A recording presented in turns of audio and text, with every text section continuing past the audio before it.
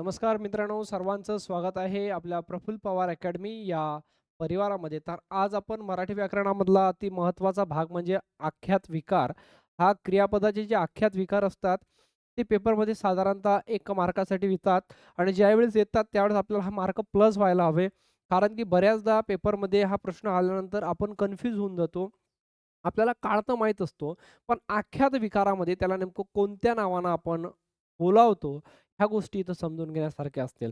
आपल्याला क्रियापदाचे काळ ओळखता येतात. काळ म्हणजे वर्तमान काळ असतो, भूतकाळ असतो, माहिती का, भविष्यकाळ असतो, संकेतार्थी वाक्य असते, वर्तमानकाळी वाक्य असते, आज्ञार्थी वाक्य असते. आपल्याला आज्ञाही माहीत आहे, संकेतही माहीत आहे. पण क्रियापदाच्या आख्यात विकारामध्ये याची भाषा सांगण्याची खूप वेगळी आहे. जसं आपण कर्ता, कर्म, क्रियापद, कर्ता म्हणजे उद्देश, ते वाक्य पृथक्करणामध्ये विधेय म्हणजे क्रियापद. तसंच इथं आहे वाक्यात आख्यात विकारामध्ये नेमकं वर्तमान काळाला काय म्हणतो, आपण संकेतार्थी वाक्याला काय म्हणतो, ह्या गोष्टी इथं आपल्याला पाहायला भेटेल. खूप कमी वेळाचं सेशन असणार आहे, पण तुम्हाला समजून जाईल. कधीही पेपरमध्ये आल्यानंतर 1 मार्क तुम्ही प्लस करून घ्यायच्या संदर्भात. तर क्रियापदाचे आख्यात विकार आपण इथं पाहत आहोत. क्रियापदाला संस्कृतमध्ये आख्यात असे म्हणतात. हा पेपरमध्ये कितीतरीदा प्रश्न विचारलाय. व्ही-आय-एम-पी करून घ्या. पेपरमध्ये पोलीस भरती, सरळ सेवेला किंवा एम-पी-एस-सीला सुद्धा हा प्रश्न तुम्हाला बऱ्याचदा पाहायला भेटेल. क्रियापदाला संस्कृतमध्ये काय म्हणतात? तर आख्यात म्हणतात. काय म्हणतात? आख्यात म्हणतात.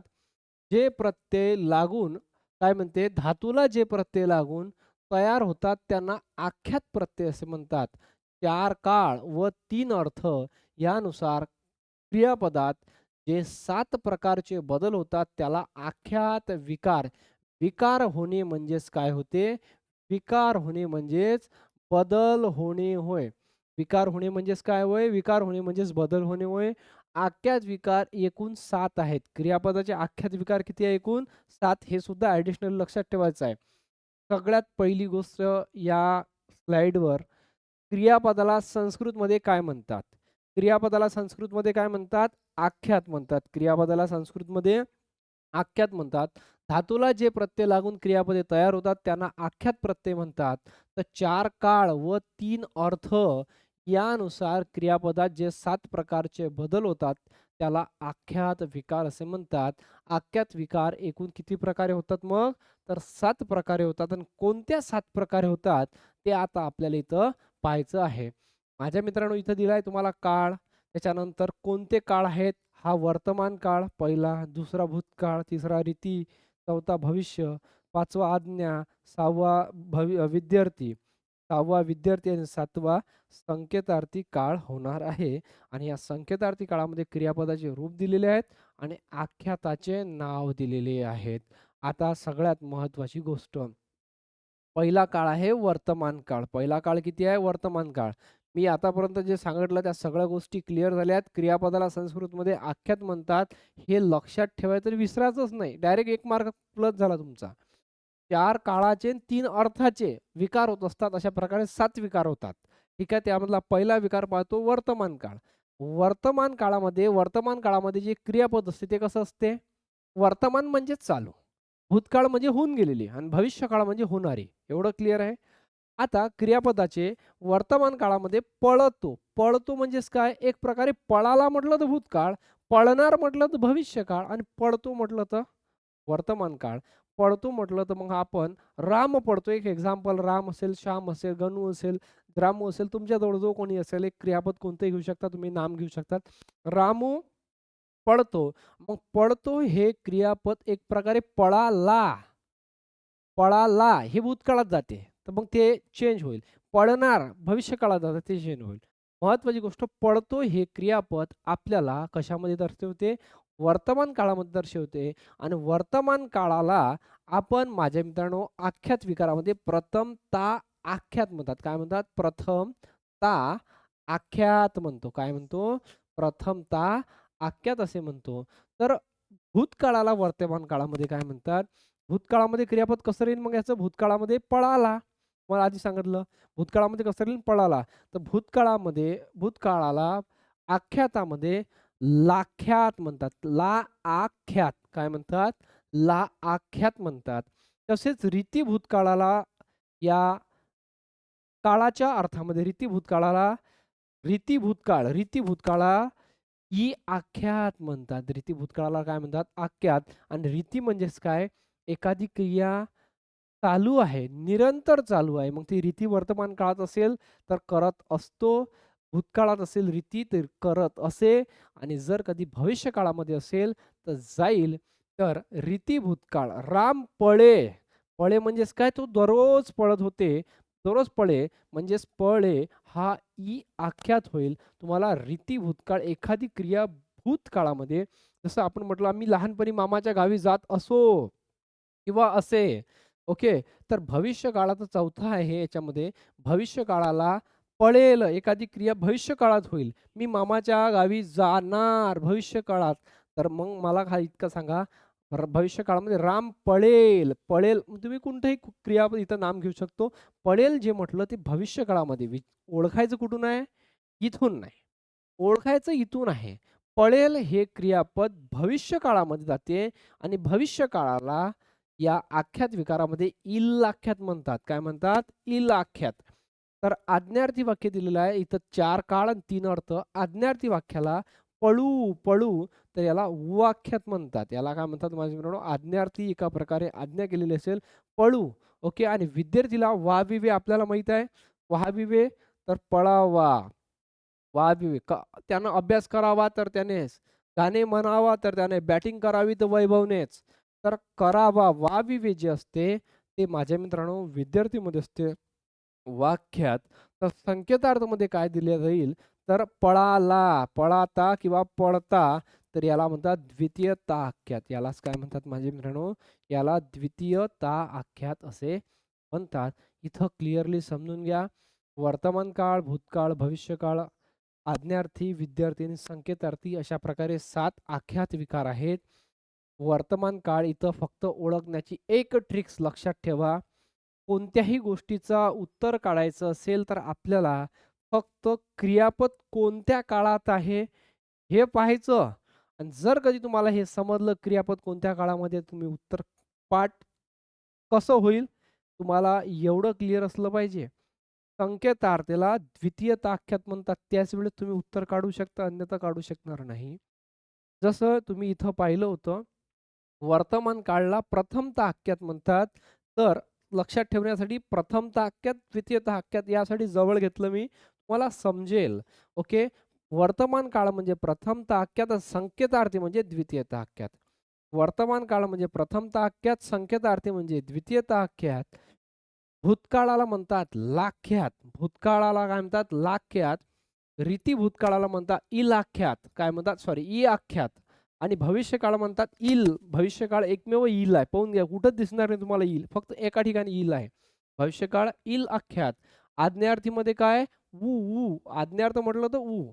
आज्ञार्थ म्हटलं तर ऊ. आणि विद्यार्थीमध्ये वा. वा, वे, वे तुम्हाला जे प्रत्यय सांगितले होते मी माझे मित्रांनो. तर आज्ञार्थीमध्ये काय? वाख्यात. आणि संकेतार्थीमध्ये तुम्हाला माहित आहे अटदर्शक असेल पळातो किंवा पळाला त्याला संकेतार्थीला द्वितीय ताख्यात म्हणतात. मी ओळखण्यासाठी आणखी क्लिअरली अधिक याच्यावरती थोडंसं आपण बोलूया. माझ्या मित्रांनो, वर्तमान काळाला प्रथम ताक्यात म्हणतात. संकेतार्थीला द्वितीय ताख्यात म्हणतात. एकमेव लाख्यात म्हणजे भूतकाळ.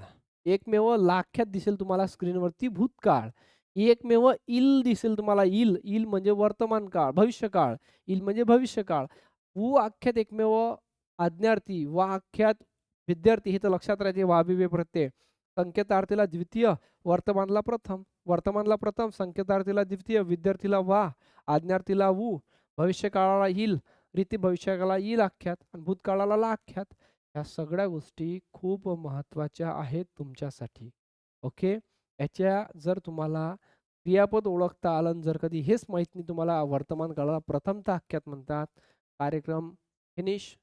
रट्टा बसला झालं नाहीतर तुमचं उत्तर येणार नाही. आणि असं रट्टा बसून उत्तर काही अर्थ नसते. एक्झॅक्टली उत्तर पेपरमध्ये आल्यानंतर डायरेक्ट आपला शुअर पॉईंट पाहिजे. हा एक मार्क मला भेटतो माझ्या हक्काचा आहे. ओके. प्रश्न कसे विचारतात पहा महत्वाचे. ता हा प्रत्यय दोन जागी असल्याने केवल व संयुक्त वाक्य वर्तमान काळी असल्यास तो प्रथम ताक्यात मानावा. तर संकेतार्थ वाक्य वर्तमान काळात असेल तर ते द्वितीय ताक्यात मानावे. समीर इकडे ये. हे एक प्रकारे काय दिलेली आहे माझी मित्रांनो, समीर इकडे ये.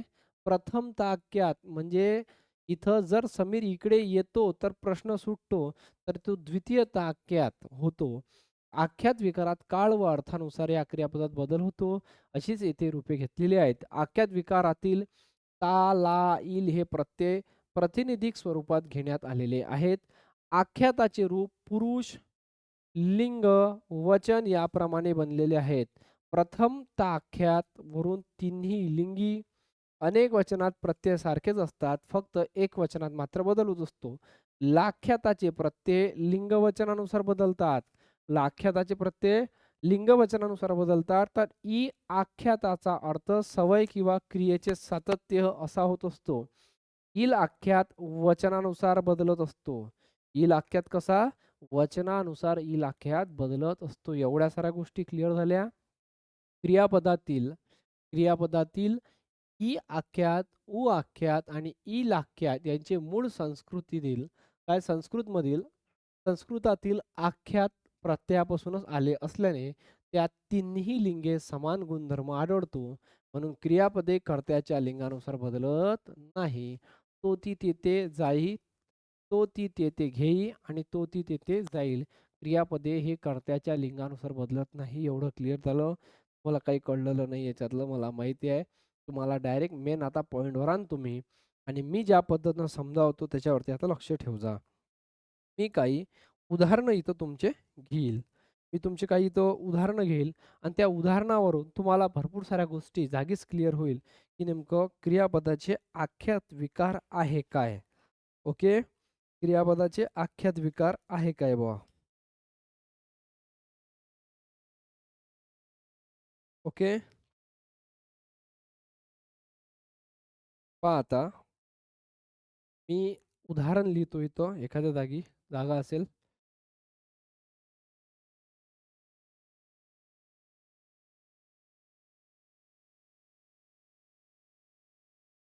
जर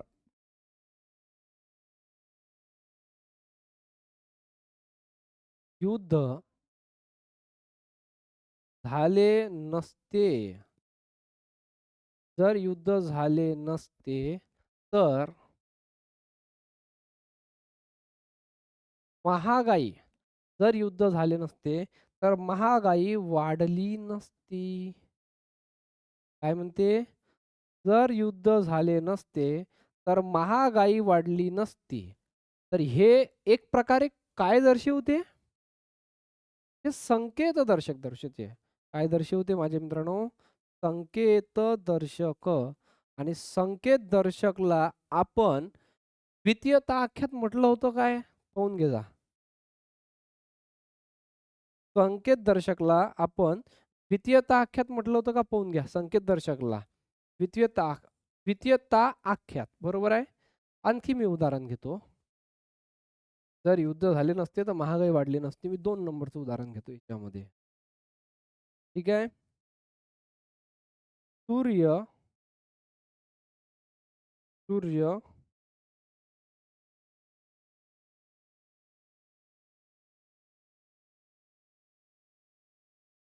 पूर्वेला सूर्य पूर्वेला उगवतो. पूर्वेला उगवतो हे काय होईल? वर्तमान काळाचं उदाहरण आहे ना. वर्तमान काळाचं उदाहरण आहे मी सांगतो. नित्य, नियम, शास्त्रीय घटना ठीक आहे. वर्तमान काळाचं उदाहरण आहे आणि वर्तमान काळाला तुम्ही प्रथमता आख्यात म्हटलेलं आहे चेक करा. वर्तमान काळाला काय म्हटलं आहे? प्रथमता आख्यात म्हटलंय चेक करा. पाहून घ्या वर्तमान काळाला प्रथमता आख्यात म्हटलंय. आणखी 3 नंबरचं उदाहरण आपण घेऊया. हे अशा प्रकारे ओळखायचे असते माझ्या मित्रांनो. ओके.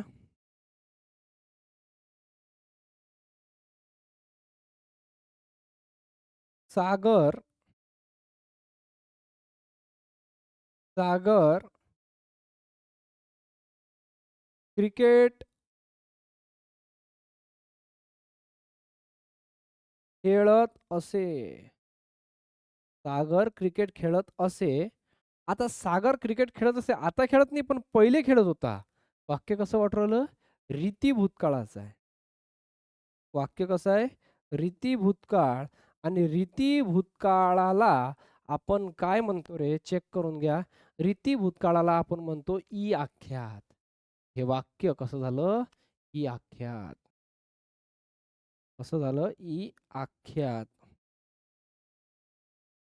ठीक आहे? तर हे अशा प्रकारे माझ्या मित्रांनो आपल्याला पाहायला भेटेल आख्यात विकार. ठीक आहे? आता याचे पी-वाय-क्यू आपण जरा आता पाहूया. चुकीचा पर्याय तुम्हाला निवडायचा आहे. ओके. काळ व अर्थ यामुळे क्रियापदाच्या रूपात जो बदल होतो त्याला आख्यात विकार असे म्हणतात. आख्यात विकार एकूण 7 आहे हे बरोबर आहे. ता आख्यातावरून वर्तमान प्रथम ता आख्यात तर ला आख्यातावरून भूतकाळ हाही बरोबर आहे. इल आख्यातावरून रीती वर्तमान काळ.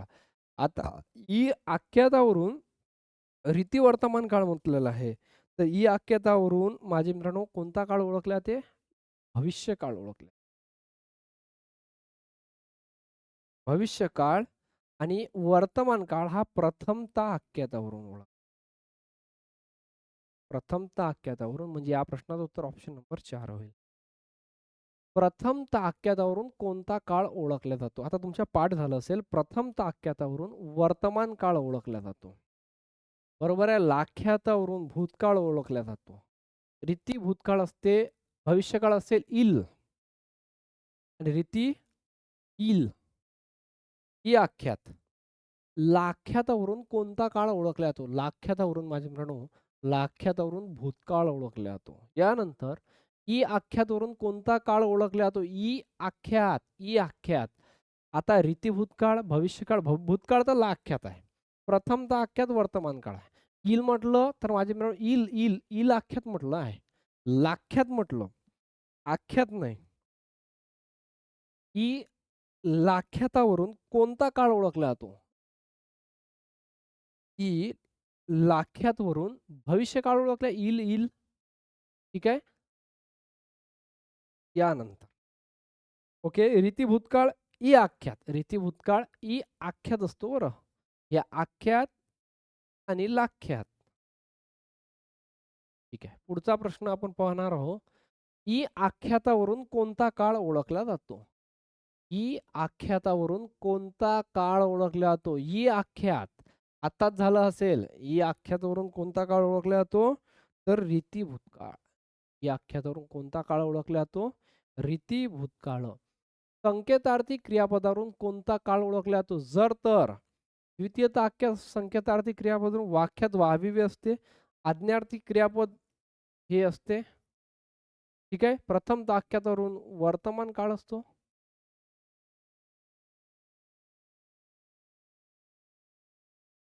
वर्तमान काळ. विद्यार्थी क्रियापदावरून कोणता आख्यात विकार ओळखला जातो? तुम्हाला माहित आहे वाविवे तर काय आहे वाक्यात. वाविवे वाक्यात येते. बरोबर आहे. यानंतर आज्ञार्थी क्रियापदावरून कोणता काळ आख्यात विकार आज्ञार्थी. आज्ञार्थी आज्ञा केली असेल तर त्याला काय म्हणतो आपण? उआख्यात. त्याला काय म्हणतो माझे मित्रांनो? उआख्यात म्हणतो. दिलेल्या वाक्याचा आख्यात विकार तुम्हाला ओळखायचा आहे. वाक्य दिलं नाही का रे इथं? बरं. वाक्यात मी सांगतो. तो बहुधा शाळेत असावा. तो बहुधा शाळेत असावा. मला माहित आहे वाविवे हे विद्यार्थीमध्ये जातात. विद्यार्थी म्हणजेच वाक्यात होय. द्वितीय आख्यात म्हणजे संकेतार्थी होय. लाख्यात म्हणजे भूतकाळ होय. इल आख्यात म्हणजे म्हणजे रीतीभूत होय. इल म्हणजे भविष्यकाळ होय. पुढे निमंत्रण आले तर मी येईल. जर तरची भाषा संकेत दर्शक असेल तर ते द्वितीय आख्यात असते. प्रथम आख्यात मध्ये वर्तमान काळ असते. वाक्यात म्हणजे वाविवे विद्यार्थी असते. पुढचा गुरुजी आता शाळेत असतील. हे काय त्याचं एक गुरुजी आता शाळेत असतील. प्रथम आख्यात म्हणजे हा भविष्यकाळ दिलेला आहे ना. भविष्यकाळ आहे का काय कसा इल आख्यात. काय होईल? लाख्यात. इल लाख्यात होते हा. ई आख्यात नाही. लाख्यात म्हणजे भूतकाळ. प्रथम आख्यात म्हणजे वर्तमान काळ असतील सद्यस्थितीत. इल आख्यात. त्याला काय म्हणू आपण? इलाख्यात आणि इलाख्यात म्हणजे भविष्यकाळ. इलाख्यात म्हणजेच काय? इलाख्यात म्हणजे भविष्यकाळ.